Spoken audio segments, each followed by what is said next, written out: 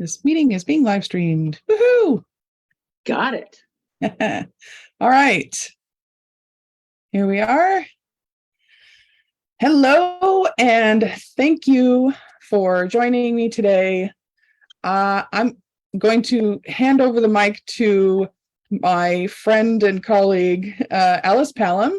She is the CEO of Business Coaching and Consulting, and she's going to talk to you today about how to set 2023 up for success by creating a goal, creating an action plan around that goal, and how to manage your time in order to achieve that goal at the end of the year. So go ahead and take it away, Alice.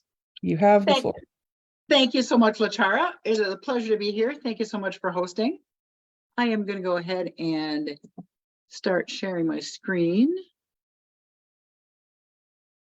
What do you think the first thing you want to look at when you are thinking about goals and looking to next year is, where are you right now? You're going to have to know what that starting spot is in order to get to your next destination, right? Or to plan how you're going to get there. So today we're going to talk about that. We're going to talk about setting that destination, how you're going to get there, what's that course, identifying your most productive time of day, because that affects how you navigate your time, putting all these things together, and some tips and tricks to keep you on track. So that starting point, where are you today? What's working? What's not working? You can see I have what's not working upside down because it's not working. And are you hitting or missing the goals you have today? Did you set goals for this year? Have you been keeping track of that? And then how are you doing? So what is the current status of your business or your personal life, depending on what you're building goals for right now as that starting point? Then how do we set that destination? I enjoy using SMART goals because it kind of has a nice framework. So the first thing you're going to look at is being very specific. When you set a goal, it needs to be specific, easy to understand, not a goal like I would like 100 more clients tomorrow. I should actually say just 100 more clients, but you want to have a time to it. You want to have a little more doability to it. You want to have some structure around it. Case in point, how are you going to measure it? So if your goal is more clients, you're going to be able to measure by the number that you set. Is it achievable? So I was working with a client the other day, and he wanted to add 10 more clients per month. So we looked at the achievability of that based on his past experience. And the most he'd ever signed up in 1 month was 6. So we don't want to quite jump to 10 based on his record of that. So we set 8. So that's part about being achievable. It's something you can achieve, a little bit of a stretch, but you want to make sure it's doable. Relevant to your overall goal. In this case, increasing revenue was the overall goal. So adding more clients helps increase that revenue. And then timely is all about that, setting a time for it. So per month in the example that we use. So you want to have a little bit of structure, know what you're doing, have a way to make sure you can measure it, because how else do you know if you're getting there or not, or if you are successful or not, and having a time around it. So that's setting the destination. Then, of course, how are you going to get there? So you can't just say, I want to get there, but what are those steps going to be? What needs to happen? Who's going to do it? Where do you get the resources? So this is an example of a way to kind of go through that. Setting some time aside to do this thought process is imperative to the success, because you want to be able to think through this, have a little quiet time, or if you're like me, having some raucous music going keeps me focused, and think through, if I want to meet this goal, what are the steps I need to take? If you want to continue going along with that increasing clients example, where am I going to prospect? Am I going to be networking? Am I going to be doing some ads? Am I going to be doing social media posts? Am I going to be using LinkedIn, Instagram, Pinterest? What are the mechanisms that you want to use? And then what are you going to be posting in those examples? What's the content you want to talk about? You want to have a little strategy to that so you can be effective and not just what was on the top of my mind today, right? Also think a little bit about what obstacles might come up in this endeavor. I've always found that if you think about it now before things come up and think a little bit about what you would do if that obstacle pops up, you're much better prepared when it does come up. You know, they always talk about it's not if, it's when. Something's going to be a stumbling block along the way. Everything is not going to be smooth sailing. There'll be a little bumps and detours along the way. So think about what you're going to do with that. Then in the action planning, you want, again, think about what those steps are. Who's going to do it? Is it you? Do you have a VA? Is it something you outsource to somebody else? Think about who's going to do it, and then what are the target dates that those need to be done in order to achieve that goal.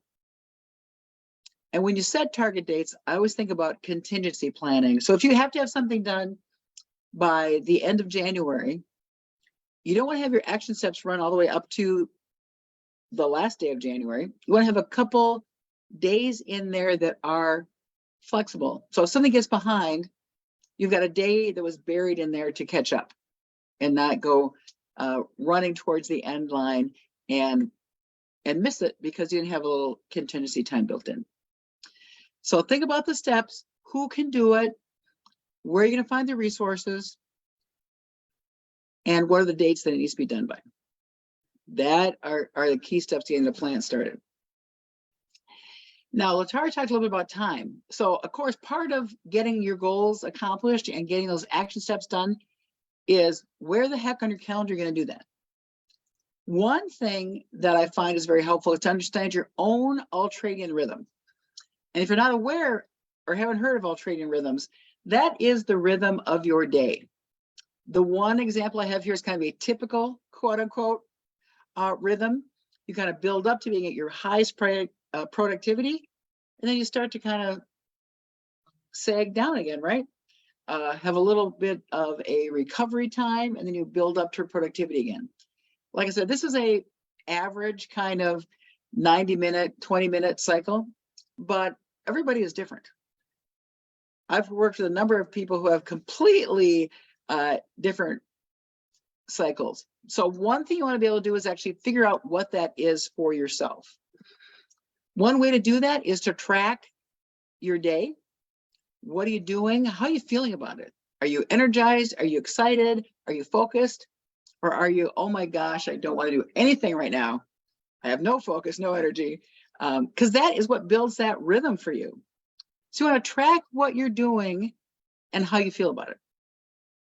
And this will actually do two things for us. It figures out that productive time of day, and then it also tracks what you're doing.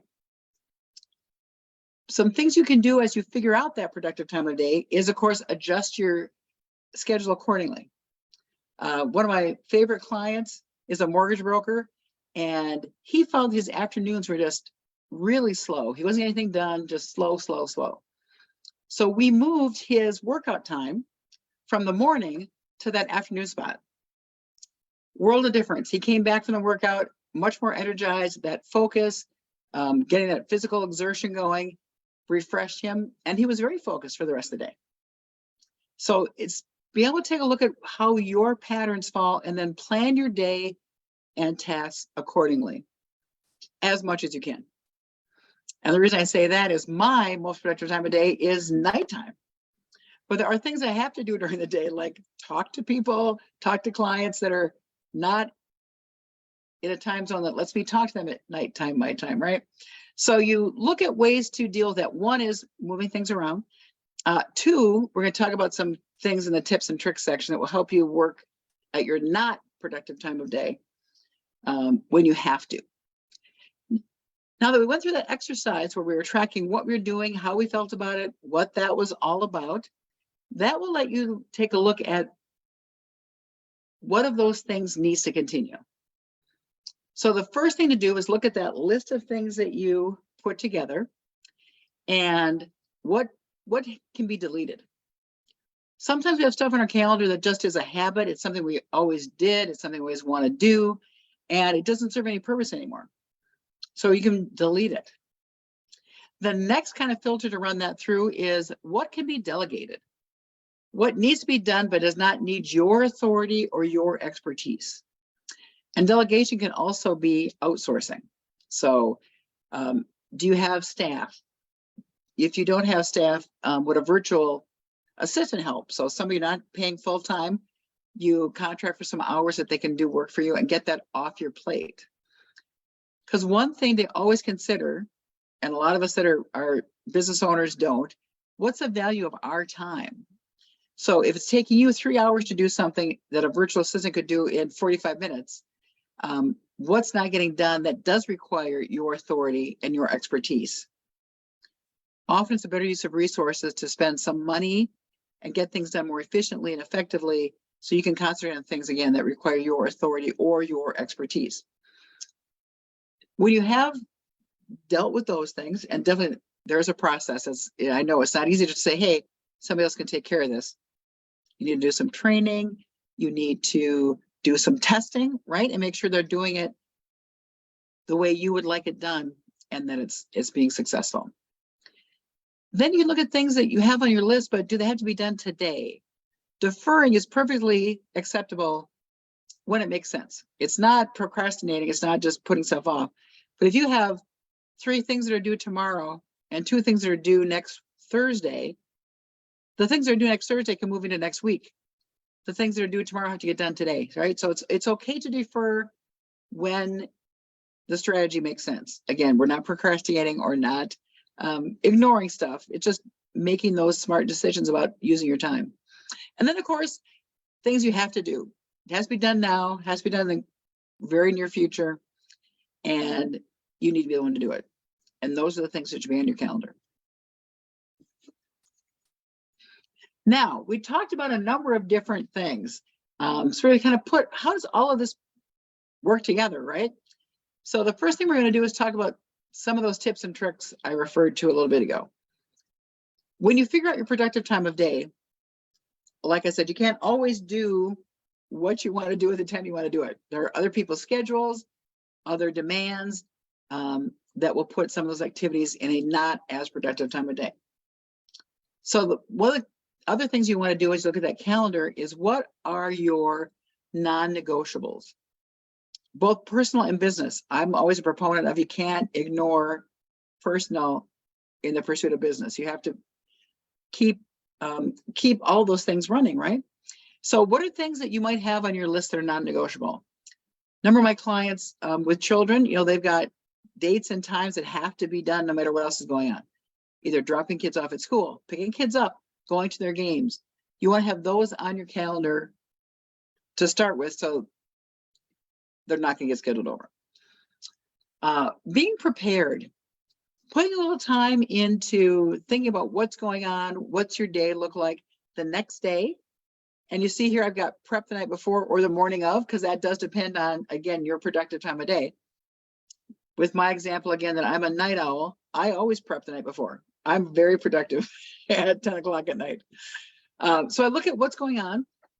Tomorrow, do I have stuff ready? If there's documents I need done or things I had to review, are those all ready for the next day? And while I'm doing that, I look a week out, because sometimes you've added a meeting or a project.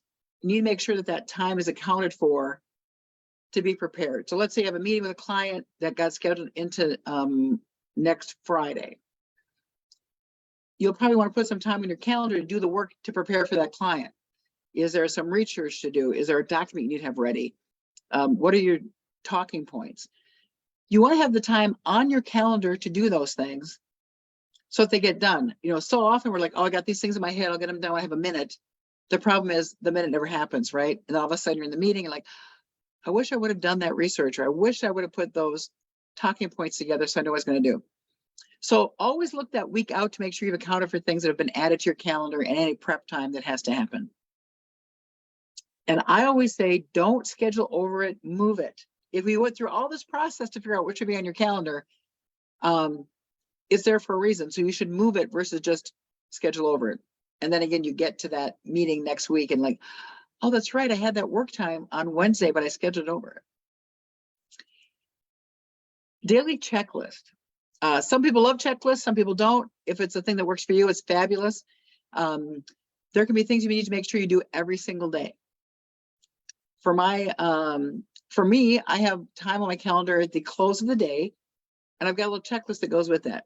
Did I reply to all the emails? Are there any voicemails I didn't catch? Are there any messages in other, not just email, as we know, right? We've got WhatsApp, we've got Messenger, we've got Slack, we've got all sorts of other places messages show up for us these days, right? So I always want to make sure I've dealt with everything that had to be dealt with by the end of the day. That prep time is on my daily checklist, and being prepared for the next day or the next project. The parking lot. I absolutely love the parking lot. So this is what you can do when you're busy all day, in meetings, talking to people, driving your car, because you can do that by having your phone take a message. But it is to make sure that when something comes across your mind that's important, you get it written down off to the side, and then you've cleared it off your mind because you're not going to forget about it. You wrote it down on the parking lot. Then that's one of the things I do at my end of the day is look at the parking lot for the day. Is there anything from there that had to be done right away, or schedule it into an appropriate time slot? And that way you're not having stuff fall through the cracks. You didn't get obsessed with it while you were in a different meeting or on a different project because you wrote it down. Last but not least, the timer. The timer can be used in a couple of different ways based again on what your own rhythms are. So if your own rhythm is, I can concentrate for an hour and a half, but then I need to take a break. You can use that timer. So after an hour and a half, you take the break. It reminds you that you said, yeah, I really need to take a break. But if you're engrossed in something, sometimes you forget about it. You're getting less productive and don't even realize it, right? I have other clients that are the exact opposite, right? They're the shiny object syndrome. Everything gets their attention. They get off track. They can't sit and concentrate on something. So they use the timer for like 20 minutes. So it's like, okay, I just have to do this for 20 minutes. Then the timer's going to go off, and it'll give me a break to stand up and walk around a little bit, get a glass of water. But I only have to concentrate for this 20 minutes. If there is something that you want to make sure gets done during the day, you can set a timer with an alarm. So it reminds you that at 3 o'clock, you want to make sure you thought about XYZ or called somebody, because it takes you out of that concentrated mode and draws your attention back up to make sure you get something else done. So those are a couple of the key tips and tricks. Latara, what works for you? Is there some of the things we've talked about, that tips and tricks to keep on track, that work for you? So I love the prep the night before one, because I don't know about you, but if I don't do like a brain dump and just write everything out on a notepad or something, it'll just be going around in circles in my mind, and I'll just either I can't get to sleep, or I'll wake up really early and just be thinking about it over and over again. So it really helps me to do a to-do list for the next day, so just so I can stop thinking about it and stop worrying about it. So that's one of my favorite ones. Also because of my I have to admit, I do suffer from shiny object syndrome. So a lot of the times, some of my bright ideas have to go into the parking lot so I can focus on the task at hand. So yeah, really good stuff. Thank you. I love the parking lot. It's one of the most powerful things I share with people. The other thing that's interesting, when we talked about going through that ultradian rhythm exercise as well, I've had people go through that and go, I had no idea I was losing this much time on XYZ. One of my clients was working in an office, but also worked from home sometimes, especially during these transition times, right? And when he was tracking his time, he figured out how much time he loses by talking to people in the office. And it's not like you shouldn't talk to people, but it's kind of the whole thing where people just stop by and start chatting because your door was open, or you get up to get something and they start chatting. And it's not to be antisocial, but he was losing like 45 minutes, an hour a day as he kind of added that up.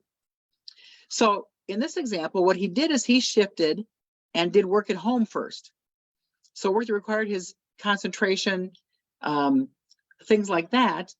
And then when he went in the office in the afternoon, he wasn't quite as concerned with having that undisturbed time to get things done, and then did the things he needed to do when he got into the office.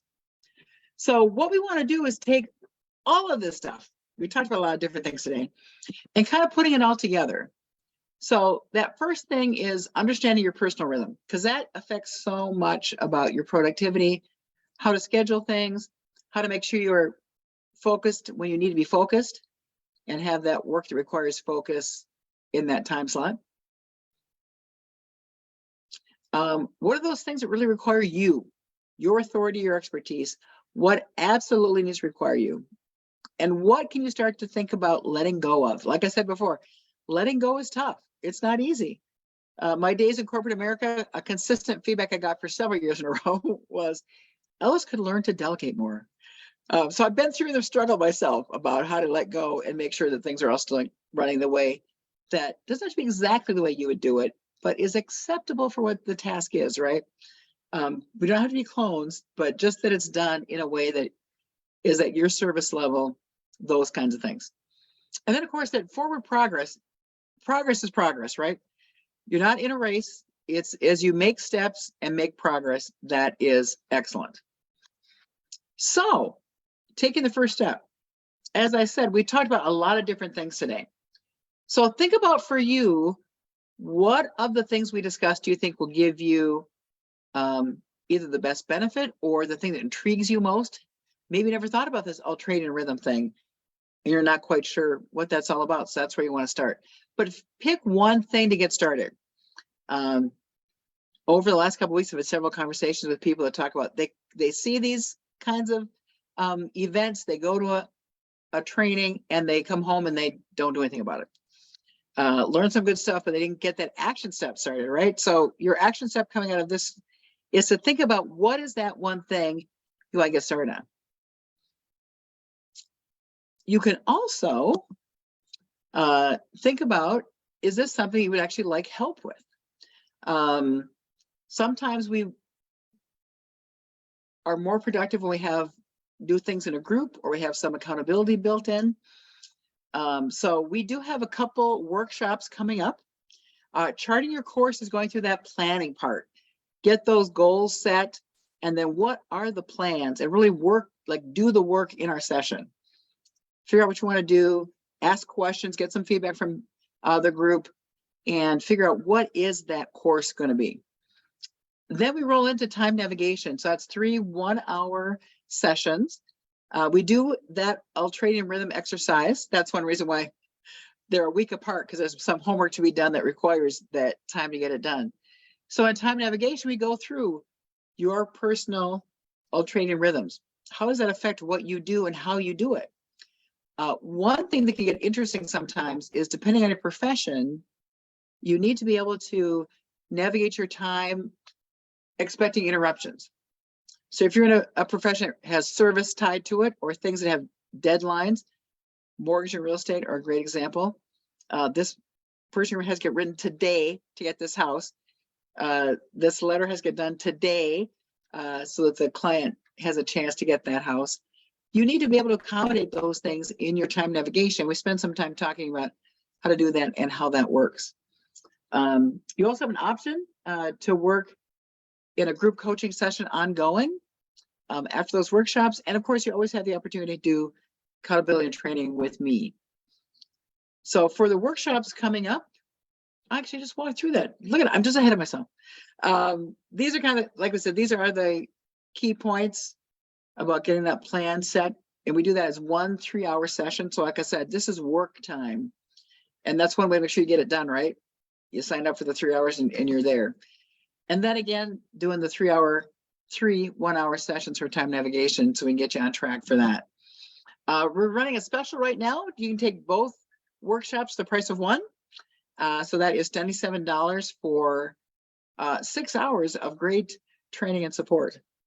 We've got a landing page for that. You can see at the bottom of the screen, take a picture. So you can go ahead and look it up on your computer or your cell phone, ampbundle.now.site. And that will give you some more information about what the content is and give you an opportunity to register. Latara, any questions that pop to mind, or if you might have come across in the chat or anything?